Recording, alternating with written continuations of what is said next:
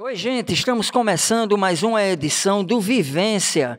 A cada quarta-feira surge um novo episódio. Nosso muito obrigado a você que nos acompanha, né, aqui no canal, nas demais redes, né, porque depois a gente faz como o esquartejador, né, a gente sai dividindo e fazendo os cortes. E queremos agradecer não só a sua audiência, o seu acompanhamento, o seu carinho com a gente, como também pedir, né, que você possa estar dando o seu like, deixando aí, se inscrevendo no nosso canal, deixando o seu comentário, alguma pergunta ou sugestão de convidado. A gente precisa desse apoio e, ao mesmo tempo, a gente agradece em quem já está fazendo isso.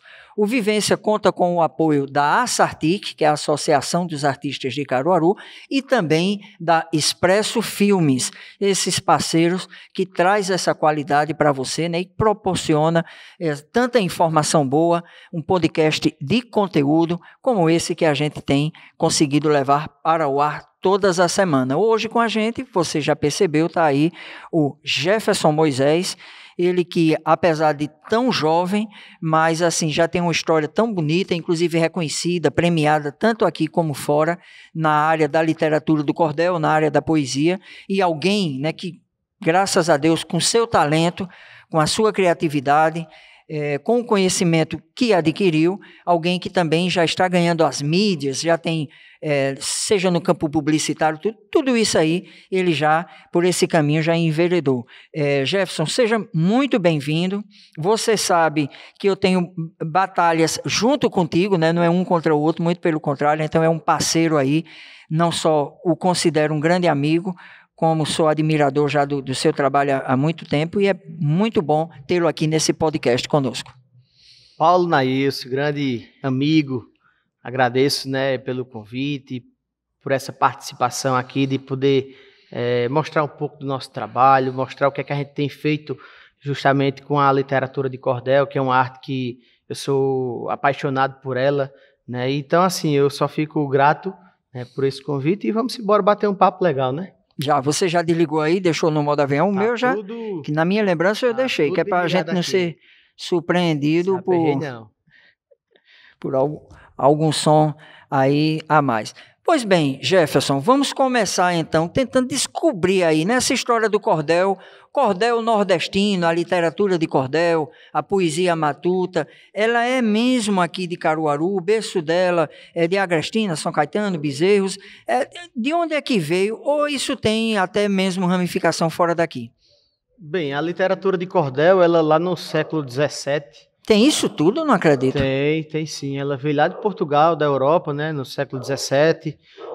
Só que a literatura de cordel de lá, ela tem uma grande diferença da literatura de cordel daqui do Brasil, né, do Nordeste. Lá, a literatura de cordel era considerada quando se notificava alguma coisa e pendurava-se no barbante, no cordão. Então era literalmente esse cordel ou esse cordão justamente sustentando um noticiário, uma novela, um informativo. Então alguma coisa que tivesse algo de literatura era pendurado no barbante e no cordão, era chamada de literatura de cordel. Só que aqui, quando veio para o Brasil, né, através do grande poeta Leandro Gomes de Barros, quando chegou aqui ele deu uma modificada. Ele deu uma estruturada diferente, né, colocando rima, métrica, né? Então, assim, o cordel nordestino não tem nada a ver com o cordel, ou, né, apenas o nome em si, né? Mas ela tem essa grande diferença, porque aqui no Nordeste ela tem uma regra a ser seguida, justamente como eu falei, com a rima, com a métrica e com a oração. Tá, mas você me deixou curioso agora com outro ponto. Quando você disse que em Portugal, na origem, ele traz aquela questão do cordel, do cordão, essa parte aí, inclusive, eu não sabia em relação aqui. Não significa dizer que, pelo menos nas feiras, no interior, o pessoal não usava esse modelo. Esse modelo, na realidade, foi mais uma forma, digamos, artística de enfeitar as barraquinhas, digamos assim, nos dias mais atuais. Antigamente, pelo que eu pesquisei, o que eu até olhando justamente os vídeos no YouTube, né, grandes poetas falando sobre a literatura de cordel, aqui, no caso, no Nordeste, muitos vendiam seus cordéis não pendurados nos barbantes, mas nas feiras. em cima de barracas, no próprio chão, em cima de lonas, né? Mas era um cordel justamente com essa diferença, né? Com a rima, com a métrica, com essa regra que ela deve ser seguida aqui no Nordeste. Justamente isso lá na Europa. Então, essa questão do cordão, do cordel, que a gente vê hoje, é mais uma parte estética de... Exatamente, mas não é... Para se tornar literatura de cordel, realmente, né, para a gente folhear um livreto, um folheto... Para se enquadrar nesses critérios. Então, eu queria agora que você explicasse, inclusive, essa história aí da rima, da métrica, qual a diferença de um para o outro, como é que eles se classificam. Geralmente, assim. A preponderância para se escrever em literatura de cordel, ela é mais para sextilha. Ou sextilha ou septilha. O que seria isso? Sextilha seria uma estrofe com 6 versos, onde o segundo verso vai rimar com o quarto e rimar com o sexto. Um exemplo que eu posso dizer de sextilha eu escrevo... Deixa eu ver se eu lembro... Eu escrevo cordel... eu não estou lembrando uma cestilha no momento, mas deixa eu tenho aqui... do próprio material que se tem aqui na mesa, até para a gente entender, porque não é só combinar verso com verso, né? Não é, isso não desclassifica quem faz a poesia livre, digamos, ou até outras categorias de poesia. Não, justamente isso, né? O cordel tem essa regra. Né? Um exemplo de cestilha: certo dia, meu compadre, eu deixei o meu sertão, fui morar lá na cidade onde mora o meu irmão, só para ver se trabalhava na parte de construção. Então você vê que o segundo verso, sertão, né, eu deixei o meu sertão, e rimou com onde mora o meu irmão. E a última estrofe, o último verso, na parte de construção. Então, assim, a cestilha, ela é, como eu falei, 6 versos, onde o segundo, o quarto e o sexto eles vão rimar entre si. Lembrando sobre a metrificação, que cada verso, cada frase que você faz, na cestilha são 7 sílabas poéticas. Né? Então, a 7ª sílaba, ela é sempre a tônica. Então, assim, tem essa particularidade, né, da literatura de cordel do Nordeste, que é justamente diferente do cordel lá da Europa, que não tinha essa regra a ser seguida. Era apenas um noticiário em todos os campos da arte, em todos os segmentos de arte diferente, tem aquele que é mais ortodoxo, como em tudo na sociedade, mais conservador, outros são um pouquinho mais liberais ou um pouquinho mais progressista no pensamento, mas eu queria saber o que é que você pensa, por exemplo, se você considera as batalhas de rap, né, esse pessoal que faz hip hop, no meu pensamento, se assemelha muito com essas cestilhas ou com cordel. Você é do tipo que digamos, não aceita, tem essa resistência, ou você acha que dá para combinar, que... É como eu digo, né? A literatura de cordel é muito exigente se tratando da regra. Então, se você vai fazer a literatura de cordel, para ser denominado cordel, você tem que seguir isso aí. As batalhas de rimas, né? Aqueles... Eu não lembro... Os slam que estão saindo, né? Onde tem chamados poetas marginais. Isso é válido. Né, mas tem uma diferença com o cordel. O cordel você pode... E não desmerece também, como a gente disse, isso né? aí são estilos diferentes. Só faz enriquecer a poesia em si, né? Porque tem grandes batalhadores de rimas, de rap, que são grandiosos, que trazem assuntos do dia a dia, que são de extrema importância para todos nós.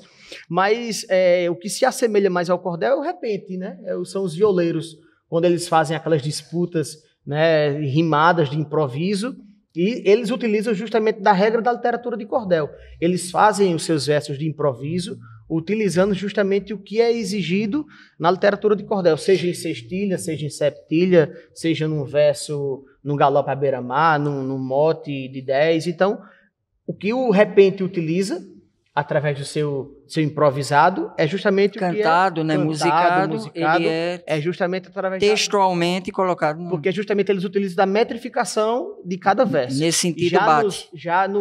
Nas batalhas de rima, dos slam, ele não tem essa preocupação com... Esse compromisso de fazer... Justamente, eles podem fazer, tipo, 3 versos rimados e o quarto não rimar com o outro, só que se você for para o lado da literatura de cordel em si, né, você tem que fazer justamente como a regra exige. Ok. Uma outra observação também, que eu não sei se você concorda ou não, ouvindo você, né, aprendendo aqui com você, voltando para as origens de Portugal, voltando lá para a questão da Europa, é que eu percebo que há essa semelhança entre o tipo de literatura de cordel que retrata, que reporta o momento. Não é? Porque a gente tem, nas literaturas de cordel antigas, daqui do Brasil, daqui do Nordeste, relatos, por exemplo, da passagem de Padre Cícero, da passagem de Lampião, isso quando reporta fatos concretos, existenciais. Aí eu percebo essa associação ainda com eles nesse sentido, né? Porque eles tinham esse objetivo, digamos, de reportar o momento, de contar um fato que estava acontecendo. Nesse sentido, aí a literatura daqui preservou, porque tem uma parte da literatura de cordel que ela reporta o momento, retrata algo vivido, né? Porque justamente a literatura de cordel, ela pode abranger qualquer tema. Você pode falar sobre qualquer tema que exista, você pode colocar na literatura de cordel. Antigamente, eu escutando Varnesi Nascimento, que é um grande poeta, né, eu conheci assim pelas redes sociais, ele falando que antigamente o sertanejo, né, lá do interior do Nordeste, eles se confiavam justamente mais na literatura de cordel quando era noticiado um fato, né, a morte de Getúlio Vargas, né, saiu nos jornais, mas o pessoal não acreditava. Só ia acreditar quando chegasse o poeta com um folhetozinho de cordel anunciando aquele fato. E o cordel, como são muitas estrofes, com começo, meio e fim, eles iam até ver com mais detalhe. Justamente. Então, assim, uma riqueza maior de informação. Então, é como eu falei, o cordel você pode falar sobre qualquer situação, sobre qualquer tema. Simplesmente você vai colocar da forma poética e no cordel, em forma de cordel. Então, assim, o que você quiser falar, sobre o que você quiser falar, ele pode ser colocado, sim, na literatura de cordel. A gente, inclusive, tem um exemplo desse aqui na bancada. Uma variedade de cordéis, já escrita, inclusive, sua autoria, né? Todos que estão aqui são sua autoria, algum deles não estão. Ou você conseguiu trazer todos? Eu não trouxe todos porque tem alguns que a gente está concorrendo a um prêmio aí da CEP. Para ainda não trazer público. A gente não pode publicar porque caso venha a ser, né, o contemplado, não pode ser divulgado, né? Mas está feito e a gente está nessa espera da contemplação que tá até para acontecer. E a gente está na torcida. Os cordéis, de um modo geral, eu separei 2 aqui, até para poder a gente também continuar classificando, tipificando. Os que, como a gente estava comentando agora, reporta ou retrata um fato real, e outros que brincam com a fantasia, né, que criam um pouco de ilusão. Então eu quero deixar esse espaço, já no finalzinho desse bloco, que a gente está próximo de encerrar, para você passar para o público também, tipificando esses que você fez, né, o que retrata um fato real, algo que é verdadeiro, e outro que é mais ficção ou fantasia. A imaginação, né, do poeta, né? Justamente esse aqui se chama Parteiras Tradicionais, né? Foi um trabalho solicitado por, acho que você deve saber, Zezé Parteira, né? Ela nos pediu que a gente fizesse um grande cordel, amiga também, né? Fizesse um cordel justamente falando sobre essas parteiras tradicionais que existiam, né, antigamente no sertão nordestino, que eram de grande importância, né, de extrema importância justamente para aquelas mulheres, né, que não tinham, que moravam longe, que moravam bem no interior, e essas parteiras, elas ajudavam justamente. Ele me trouxe a memória que, na realidade, eu estava no lançamento, né? Justamente. Quando ainda tinha, por conta da pandemia, isso foi paralisado, né? Tinha aquelas casinhas e toda aquela... E você fez o lançamento num dia, nesse período de São João, com aquela efervescência toda, e, na realidade, eu estava lá também para o blog, reportando, entrevistando. Então, pois é, justamente. Então, isso aqui é um fato, né? É algo que acontece e que acontecia hoje com menos frequência, né? Mas antigamente era de extrema importância a parteira tradicional, e a gente relatou, né, justamente na forma de cordel, e tem aqui que foi do imaginário, né, assistindo os youtubers, né, que acontecem, a gente vendo 2 repentistas em um mote, quando fui encostando no portão, o cachorro partiu para me pegar, e aí a gente desenvolveu uma ficção, uma história, né? E a gente fez justamente transformando ela em literatura de cordel. Então você vê que essas diferenças, né? O imaginário do poeta de poder brincar com... Que aí ele tem mais liberdade, né, para criar. Coisa engraçada, né? O fato engraçado. É esse que você vai ler para a gente daqui a pouco ou você vai... Não, é outro, né? Agora que eu me lembrei também que tem outro, tem um mais engraçado. Tem mais a ver também com a branquinha, que não é essa aqui, viu, gente? É verdade. A da branquinha nem todo mundo bebe, né? Pois bem, Jefferson, antes da gente encerrar o bloco com esse caos engraçado, que eu não sei se é assim que se chama, né? Eu com esses versos engraçados. É a parte de gracejo, né? A gente citou, né? Novamente voltando a falar sobre a questão de lembrança, a gente citou as casinhas lá da estação ferroviária e me trouxe à memória uma pergunta que é o seguinte, lá tinha a Casa do Cordel, né, onde funcionava também provisoriamente a Academia Caruaruense de Literatura de Cordel, porque o ideal é que cada um tenha o seu espaço, né, tenha o seu próprio local. Tinha a Casa dos Artistas, tinha o Mamucebá, Casa do Pife, Casa da Capoeira, né, o companheiro lá, Alexandre. E na realidade, houve época que tinha até mais, né? Tinha o segmento do cinema funcionando, e tinha o segmento da dança, tinham vários segmentos. Depois ficou restrito, e esses 5 ou 6 segmentos que a gente citou, segmentos ou setoriais, né? da cultura tradicional, ou da cultura popular, eles permaneceram. E por conta da pandemia, isso a gente também entende, eles fecharam. Agora, infelizmente, me parece que isso está sendo procrastinado, né? Porque você vê, a pandemia está passando, o tempo está passando, e infelizmente vocês perderam praticamente esse espaço, né? De lá. Porque mesmo que estivesse fechado por conta da pandemia, com certeza lá estava sendo preservado, recebendo algumas visitas. Agora na reabertura, né? Visitas com álcool gel, com cuidado, claro, mas estava. Exatamente. A gente sente essa falta, né? E aquelas casinhas eu tenho uma lembrança muito grande, porque foi justamente onde tudo começou. Eu comecei a me envolver com a literatura de cordel através de Nelson Lima, que você conhece muito bem. Gente boa. Né? Gente boa, grande Nelson. Né? Foi onde eu comecei a declamar poesia, mas eu não tinha conhecimento do que era literatura de cordel. E foi através de Nelson Lima onde eu acabei me aprofundando, tendo um pouco mais de conhecimento, aprendendo a cada dia mais sobre o que é a literatura de cordel. E, infelizmente, hoje a gente não tem um espaço, né, seguro, um espaço fixo, né? Apesar de ter um espaço lá, mas está fechado, né? A gente não consegue... Nem tem mais. Não, você quis dizer o provisório, né? Que colocaram enquanto... Colocaram lá na estação, mas... Porque, na realidade, desabrigou, mas não providenciou. Providenciou, mas foi tão provisório que mesmo esse local provisório fechou e já tem muitos meses aí. Que, assim, o que é que você... O público não vai... Né, a gente, quando tinha as casinhas lá, praticamente lotava-se quando tinha apresentação, quando tinha algum evento lá dentro, mas hoje... E eu vou perguntar com sinceridade, o que é que chega para vocês sobre isso? Você que é membro da Academia Caruaruense de Literatura do Cordel, tem vivência também com a Casa do Cordel, Museu do Cordel, tudo. Entre vocês, qual é a informação que chega? Isso tá sendo entregue, não tá?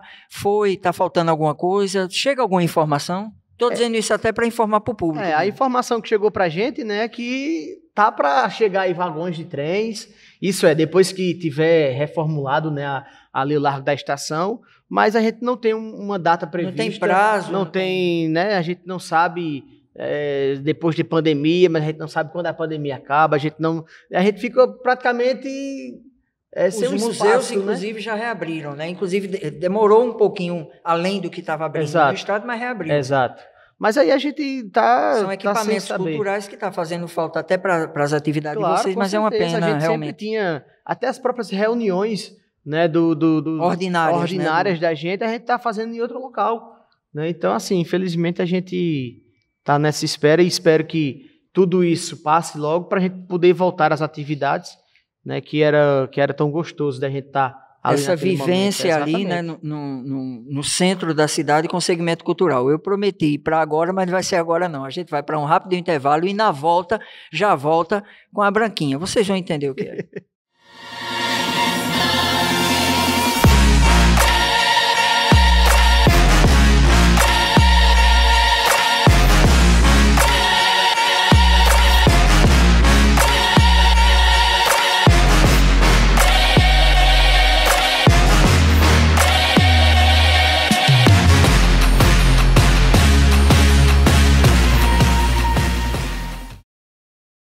Paulo, eu participei de um concurso na internet, que nesse concurso eles pediam um áudio de 30 segundos falando sobre o tema História de Pescador, o Sertão vai vir a mar.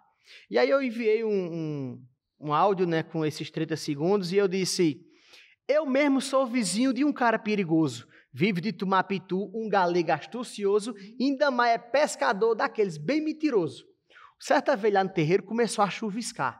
Ele olhou para o céu e disse: o sertão vai vir a mar. Vou pegar a minha vara e vou para o açude pescar. Quando voltou, me disse que pescou um gaiamum, que pesava 30 quilos com uma vara de bambu e que comeu ele sozinho com 6 latas de pitu. Eita, bicho mentiroso da peste. Fiquei um pouco desconfiado que é galego, né? Eu não sei, Não sei. Mas essa criatividade, que inclusive você estava citando algumas pessoas que você se inspirou, que tem como referência.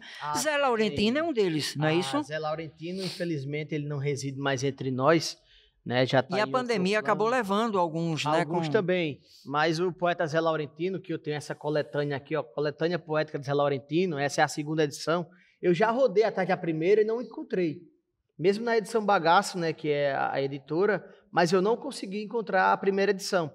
Mas o poeta Zé Laurentino é justamente um dos poetas que eu admiro, né, pela sua forma poética, pela sua verve, né, de poder declamar e poder fazer versos tão bonitos, né, tanto versos engraçados como versos que faz você refletir sobre certas situações. Então, o Zé Laurentino, ao lado de Chico Pedrosa, né, que é outro poeta também paraibano que eu admiro bastante. Hoje, se não me engano, ele é radicado aqui em Pernambuco. Mas são esses dois poetas, né, que eu me espelho na área da declamação como os dois melhores. Apesar de que eu também, quando eu comecei, né, meu primeiro contato com a poesia foi através do Poeta Amazã, através de uma fita cassete que meu pai comprou, e quando eu escutei aquelas poesias, eu era muito jovem, eu acabei me encantando justamente com a forma dele declamar, né? Porque tinha um linguajar nordestino, um linguajar do matuto, né? As histórias eram rimadas, eram engraçadas, e facilmente, né, rapidamente eu acabei memorizando essas poesias, acabei declamando, sempre declamava nas oportunidades que tinha, seja em casa, seja no colégio, na frente de casa quando reunia os colegas. E aí foi o meu primeiro contato com a poesia popular. Só que eu vim justamente me aprofundar na literatura de cordel, saber o que era cordel, essas suas regras, toda essa exigência que o cordel tem, justamente no ano de 2017, através de Nelson Lima, como eu falei, né, quando eu tive uma oportunidade de declamar uma dessas poesias lá na Casa do Cordel. E aí, quando o Nelson me viu declamando, eu conheci o Nelson da área do teatro, né? Que a gente eu vim do teatro também. E aí, quando eu terminei de declamar, Nelson disse: mas rapaz, eu não conhecia esse teu lado. Aí eu disse: Nelson, nem eu. Porque a gente só apenas declamava, né? Para os amigos, mas nada profissionalmente. E quando eu declamei a primeira vez no palco do Polo do Cordel, aí eu disse: rapaz, é isso que eu quero fazer. Apesar de eu já ter esse conhecimento dessas poesias que eu tinha de Amazã, lá da minha infância, mas eu comecei a pesquisar e foi onde justamente eu conheci Zé Laurentino, as obras de Chico Pedrosa, as obras de Zé da Luz, né? Conheci os poetas repentistas como Lorival Batista, Geraldo Amâncio, Valdir Teles, Rogério Menezes, Luciano Leonel, essa galera que me incentivou a dizer assim: eu quero ter mais conhecimento sobre o que é a literatura de cordel. E aí já são 4 anos, né, declamando, se apresentando em faculdade, colégio. E você falou faculdade e colégio, o cordel, ele tem também, assim, ele tem dado uma contribuição muito interessante no campo da educação, com o que já vem desde algumas gestões atrás. Isso vem, salvo engano, desde a gestão de Tony Gel, e foi passando algumas modificações nas seguintes, que é a utilização dele enquanto ferramenta, né, na sala de aula, para uma matéria que muita gente considera chato. Né? Como muita gente tem dificuldade de aprender matemática, química, física, muita gente tem necessidade de entender as regras do português, acha o português, apesar de ser uma língua muito bonita, mas considera difícil de aprender essas regrinhas de acentuação. E o cordel, feito essa experiência em sala de aula, me parece que deu muito certo. Ajuda muito porque assim prende, né? Ela prende o aluno. Eu não venho, né, na minha época de escola eu não tinha Chegou conhecimento, não chegou, porque, assim, eu era muito mais focado na época de infância também, né, na minha adolescência, na música. mais ao trabalho. Mas você, antes do cordel, cantava, Não, eu tocava. tocava, eu Sim, que eu tocava. tenho uma lembrança disso Eu também. tocava, tinha um amigo nosso que ele tocava violão, cantava e eu acompanhava, né, na percussão. Mas eu digo, na minha infância eu não tive conhecimento do que era a cultura, principalmente a cultura da nossa cidade, da nossa região. Porque Caruaru é um grande celeiro de grandes artistas, né? Um celeiro de grandes artistas Em todos os em segmentos, todos os inclusive, né? segmentos, é o que eu ia dizer. Mas só que, infelizmente, na minha época não chegou esse conhecimento.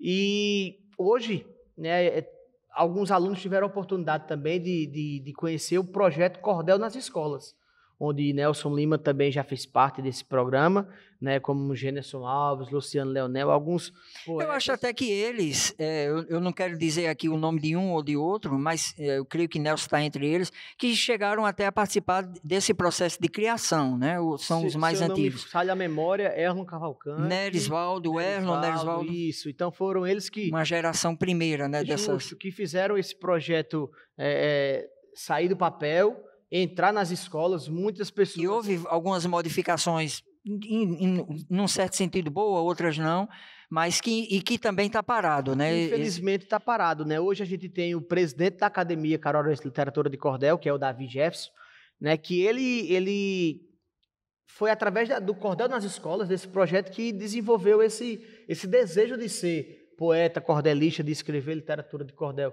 Só que, infelizmente, hoje, eu não sei se são 2 anos ou 3 anos parado, né, esse projeto, mas é um projeto de grande importância, que a gente, pesquisando, vê que em outros estados tem, né, um modelo parecido com isso, né, onde... E que está se espalhando, né? Tem local que, justamente, inclusive, está sendo, digamos assim, assessorado por gente daqui para começar em e em outro município. até no sul já tem esse projeto rodando em escolas, até o próprio Varnesi, como eu citei aqui anteriormente, já participou de um projeto, se não me engano, amigo da escola, alguma coisa assim, mas na área cultural da literatura de cordel, dentro de sala de aula, né, mostrando, fazendo oficina de cordel, levando esse conhecimento para os mais jovens, e é uma coisa que eu tenho esse desejo.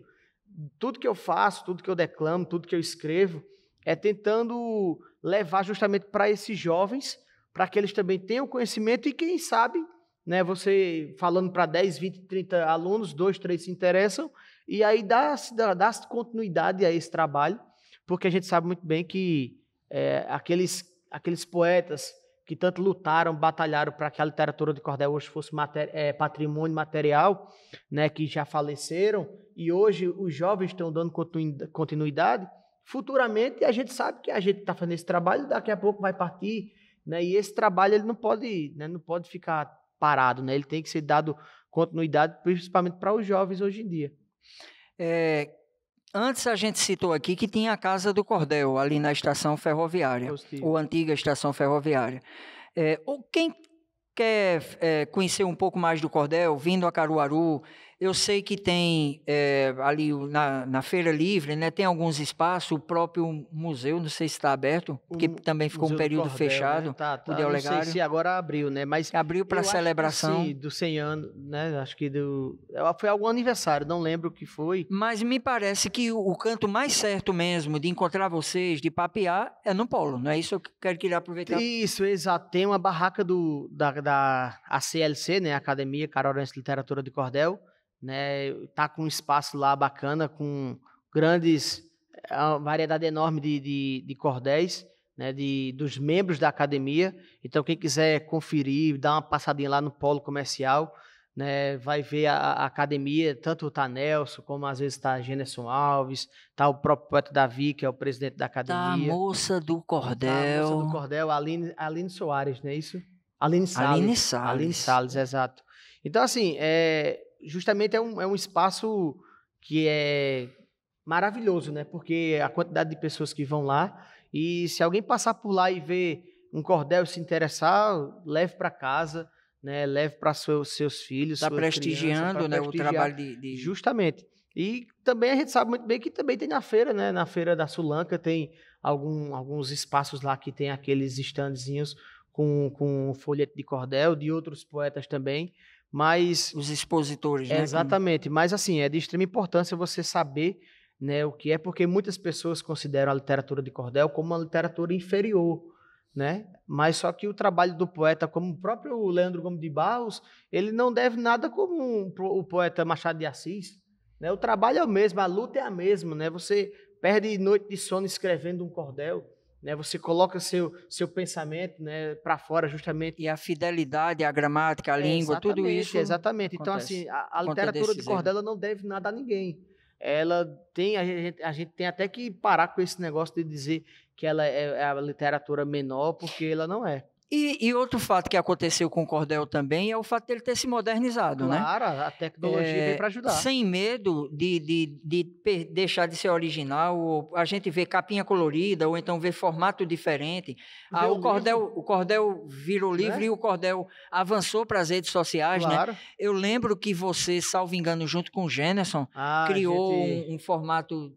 Né? A gente faz as pelejas, né? Eu acho que posso dizer assim, aquelas pelejas virtuais, né? Tipo, na própria rede social, nos Instagrams da vida, né?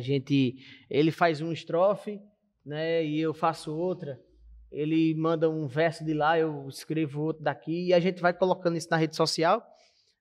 Então, assim, a tecnologia ela veio para acrescentar. Muitas pessoas diziam que o cordel ele ia se acabar, ele ia morrer com a chegada do rádio. Só que o cordel, a literatura do cordel entrou no rádio. Muitos disseram que a televisão ia acabar com o cordel, mas aí a gente vê comerciais sendo feitos em formato de cordel, pessoas se apresentando em alguns na televisão, em alguns programas de televisão, levando a literatura de cordel. Aí disseram que o cordel ia acabar com a chegada da internet. Mas aí a gente vai ver na internet que o poeta ele escreve e joga na rede. E aí é justamente isso, essas pelejas. Um faz um verso, outro faz outro. Então, assim, o próprio cordel está na rede, mas o povo não deixa de comprar, né? Exatamente, porque isso aqui é o formato físico, né? Físico, né? Você quer ter, você lê, passa para mas você quiser acompanhar, tem um próprio YouTube, né? Como pessoas que fazem seus vídeos e colocam lá. Né, como eu também faço esse trabalho, eu tento gravar nos meus vídeos, tanto poesias de minha autoria, como poesias de outros poetas, que, como eu falei, eu tento resgatar essas poesias que estão apenas nas páginas dos livros, onde as pessoas não têm acesso. Então, um exemplo, um livro desse aqui, que tem para mais de 300 poesias de cordel, você memoriza ele, declama e coloca na rede social. Então, assim, aquilo que estava esquecido num livro, hoje está na rede social. Isso, então, e ajudando a eternizar e chegar onde o cordel físico não chega. Exatamente. Então, assim, a tecnologia ela veio para acrescentar, veio para ajudar justamente tanto o poeta em si a levar a literatura de cordel, como também para levar justamente a arte que é o cordel. Chegando no seu trabalho, explica aí pra gente um pouquinho a história do Fala Macho, como é que surgiu. É justamente isso que é o canal ou tem outras vertentes? O Fala Macho é justamente o canal no YouTube que eu utilizo para gravar os meus vídeos. Né? O Fala Macho é um bordão que eu utilizo no meu dia a dia, né? Quando eu me cumprimento com os amigos. Eu digo, fala macho, beleza? E aí ficou algo mais fácil para poder, né, pesquisar. E aí eu coloquei, acho que o primeiro verso eu coloquei em 2018, né, o primeiro vídeo que eu fiz, algo bem simplesinho, né, com aquela vergonha, não vergonha, mas aquele jeito algo mais retraído, né? Mas depois você vai pegando o jeito com a câmera, né, olhando justamente para a lente, né, você não tirando o foco, e você vai aprendendo aos poucos. E a gente também eu utilizo o que eu aprendi com o teatro, né, que como eu venho do teatro, essa forma de interpretar, né? Às vezes é uma poesia que tem 2, 3 personagens, e aí você coloca entonações de vozes diferentes para poder, né, aquele deixar a marca, deixar mais atraente para quem está escutando. Então, assim, o Fala Macho é um canal onde eu utilizo quando eu tenho tempo, né? Hoje um pouco mais sem tempo, né? Devido os compromissos de pai que a gente tem hoje. Mas sempre que tem uma oportunidade a gente está colocando um vídeo ou outro, mas eu estou utilizando mais justamente a página do Instagram, porque como a gente é mais fácil com o telefone, a gente escreve um verso ou 2 e é algo mais rápido, né? Então a gente tem utilizado também na página do Instagram que é Jefferson.declamador. E aí eu coloco alguns vídeos lá, escrevo também, coloco lá. Então a gente utiliza justamente dessa ferramenta, né, rede social, internet, para também levar o nosso trabalho adiante. Já está entrando nessa onda dos rios, TikTok, essas... TikTok não, mas os reels a gente faz e assim, a visualização... Ele facilita porque está dentro, já está no Instagram. Justamente, no Instagram, né? Então assim, a gente tem percebido que a visualização tem sido maior nos reels, né? Porque como é algo mais curto, né? E a gente percebe que quando é algo mais longo, as pessoas, né, passam mais rápido, passa logo, porque acho que hoje está tudo mais, né, tão dinâmico, o pessoal quer coisa rápida, então a gente utiliza mais justamente dessa ferramenta para levar nosso trabalho. Ok. Você falou sobre o Fala Macho, que pelo que eu entendi, ele está no YouTube. E a partir do YouTube se espalha para outras redes. Exato. O Jefferson Declamador. Esse aí, ele se coloca mais no Instagram. Isso. Fora isso, a gente encontra o seu trabalho na literatura. Exato. Não é isso? Positivo. E tem mais alguma... Tem, a gente está com... Algum outro projeto? Eu falo eu e Generson, né? A gente tem um CD gravado, né? Mas a gente está justamente também esperando esse... Então isso já é outra... É um CD, né? Que é com poesias autorais. E o né? DVD que veio graças a Lei Aldir Blanc. Justamente, o DVD foi o DVD O Contador de Histórias, que é justamente... Eu tento resgatar poesias desses poetas que eu admiro, né, como eu citei, né, Zé Laurentino, Amazã, Tiago Monteiro, e também poesias de minha autoria. Mas aí o próximo projeto, se assim o grande criador do céu e da terra ele permitir, vai ser justamente uma criação do livro, né, a publicação do livro, que a gente tem muita coisa guardada, né, estocada como no computador, tá tudo lá guardadinho, para quando a gente tiver a oportunidade a gente poder, quem sabe assim, publicar um livro e deixar algo bem bacana para posterioridade, né, para as pessoas futuramente acompanharem nossos versos no livro também. Você tem essa relação que eu conheço com o pai da arte, não é isso? Você consegue ter uma relação ligada com aquele que na realidade é quem cria, né? A gente, digamos, é um emissor dessa criação dele. A gente é fruto dessa criação, mas também um canal, um emissor. E a gente está vivendo uma época, a gente está caminhando já para finalizar, a gente está cada vez mais vivendo uma época onde os relacionamentos, os instrumentos que se tem de comunicação, seja rede social ou outro, eles são usados muitas vezes mais para ofender, para atacar, para diminuir, para distratar, como ferramentas de agressão, inclusive, né? Porque eu penso diferente ou porque eu tenho um outro entendimento. E ao mesmo tempo, você com essa relação com ele, através do seu material, através daquilo que você faz, eu vejo que você já se diferencia dessa forma, né? E também enquanto educador, porque você também se coloca nessa posição, né, de alguém que promove, que incentiva a educação das outras pessoas. Como é que você vê esse momento? E se você consegue ter esse viés de esperança de que as coisas vão mudar, vão melhorar, podem melhorar, ou você acha que ainda não, que as coisas ainda estão muito nebulosas? Paulo, com todo respeito a quem não acredita, né, como eu falei, no Criador de tudo que existe, né, que eu acredito que exista um Criador, né, com todo respeito a quem não, mas eu não conseguiria, na minha visão, entender que não exista. Porque é justamente tudo que a gente faz, tudo que a gente vê, tudo que a gente observa, a gente vê que tem a mão de alguém. Alguém que eu falo não físico, não, mas alguém espiritual.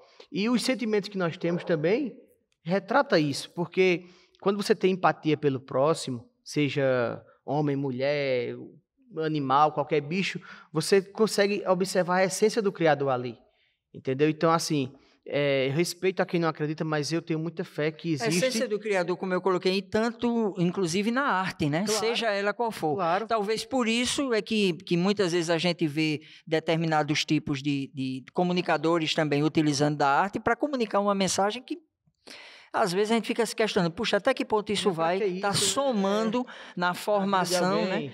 Que vai ajudar a questionar, num certo sentido, pode até ajudar, né? A revolucionar pode até ajudar, mas até que ponto ela é necessária daquela forma. Exatamente. Então, assim, eu acredito muito, né? E é como eu falei, eu cresci sem saber o que era poesia. Até eu tenho um verso: nasci sem saber o que era poesia, passei a infância brincando na rua, à noite avistava o clarão da lua, eu ia para casa, deitava e dormia. Mas eu nunca tive uma assessoria que me desse algo a complementar. Não tive ensino para vir declamar, não fui para a escola que forma poeta. Aprender aos poucos, essa é minha meta, para fazer galope na beira do mar. Então, quando eu escrevi esse primeiro verso no formato de galope à beira-mar, é um galope à beira-mar, eu digo, cara, eu posso fazer, eu consigo fazer.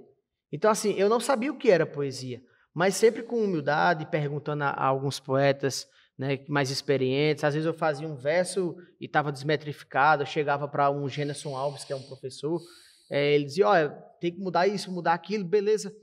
Mas eu consigo entender que Deus dá o dom também para o ser humano, mas a gente precisa se trabalhar. Se a gente quer aprender a fazer algo, a gente tem que se trabalhar. Por mais que a gente tenha algum dom, por mais vai aperfeiçoando, estudando, justamente para poder passar adiante essa arte. Essa vivência, né, que se tem e que se permanece tendo ajuda nesse sentido. O programa de hoje, né, como tem sido todas as quartas-feiras, nos trouxe aprendizado, conhecimento, e eu quero agradecer a você, novamente reforçar, né, a importância de estar dando o seu like, de deixar o seu comentário, sugestão de outro convidado, se inscreve no nosso canal, registrar gratidão à Sartic, a Associação dos Artistas de Caruaru, e também à Expresso Filmes, e claro, deixar já essa gratidão ao Jefferson, poeta, que vai terminar com poesia, viu?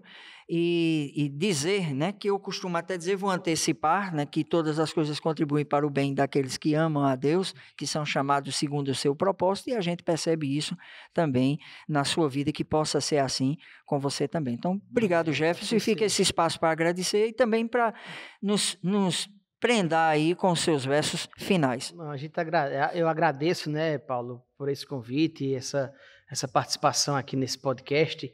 É o primeiro que eu participo, né, nesse formato, né, então eu fico muito grato a você por essa amizade que nós temos, né, não é de hoje, né, é longa data, mas para finalizar eu digo, tão compacto e bastante interessante, envolvente e também bem conduzido, sempre traz um assunto importante e questões de alguém extraído. Um programa que está sempre atento para deixar no canal conhecimento, tem no áudio e imagem excelência. Para aquele que queira assistir, puxa o banco e venha conferir. Este é o podcast do Vivência. Muito bom. Valeu. Valeu.